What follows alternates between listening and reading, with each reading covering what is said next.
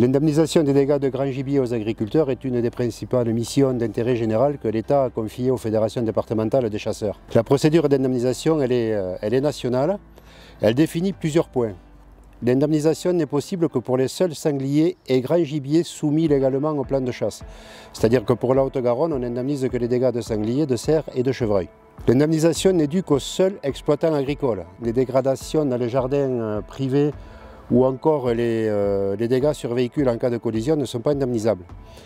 L'indemnisation ne concerne que les récoltes ou les travaux de remise en état, ce qui exclut toute indemnisation de pertes indirectes, dégâts au silo, système d'irrigation, etc. Pour avoir droit à l'indemnisation, la surface détruite doit atteindre au minimum 3% de la parcelle de la surface culturale ou atteindre le seuil de 230 € avant abattement. Si le seuil des 3% n'est pas atteint ou si le réclamant fait une déclaration abusive, il est amené à rembourser tout ou partie des frais d'expertise. Le déroulé de l'expertise se fait en 3 temps. Il y a la déclaration, il y a l'expertise et il y a le paiement.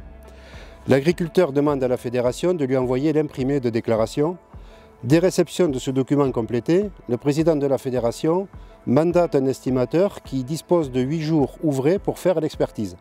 En l'absence d'expertise pendant ce délai, la somme demandée par l'exploitant lui est totalement due. Arrivé sur la parcelle, l'estimateur doit mener une enquête. Pour quantifier la surface et les volumes détruits, en appliquant une technique de prospection qui est adaptée aux différentes cultures, qui est adaptée aussi à la taille de la parcelle et qui est aussi adaptée à l'intensité des dégâts. Et il doit aussi déterminer qui est l'auteur des dégradations, puisque tous les dégâts ne sont pas indemnisables.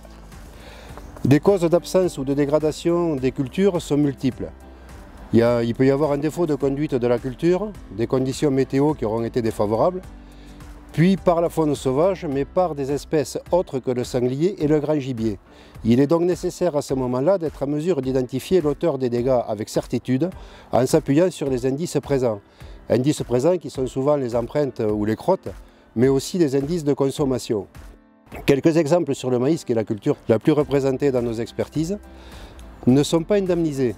Les dégâts occasionnés par le blaireau, qui, le blaireau, un peu comme le sanglier, couche les jambes de maïs, mais sur des surfaces beaucoup plus réduites, et l'épi n'est pas consommé comme le sanglier qui, lui, le broie.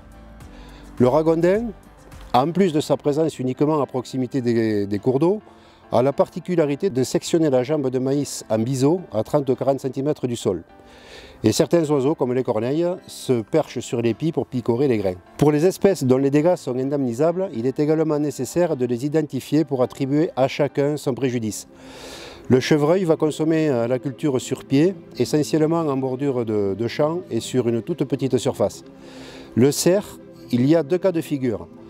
Soit un dégât qu'on peut qualifier de spectaculaire avec un abroutissement quotidien qui conduit à la disparition totale de la culture sur la parcelle, ou alors un autre cas qui est beaucoup plus sournois, puisque le cerf arrive à gober l'épi en laissant l'enveloppe intacte sur le pied, donc c'est un dégât ni vu ni connu. Si c'est des dégâts en végétation, après le passage d'un sanglier, en général, il n'y a pas photo.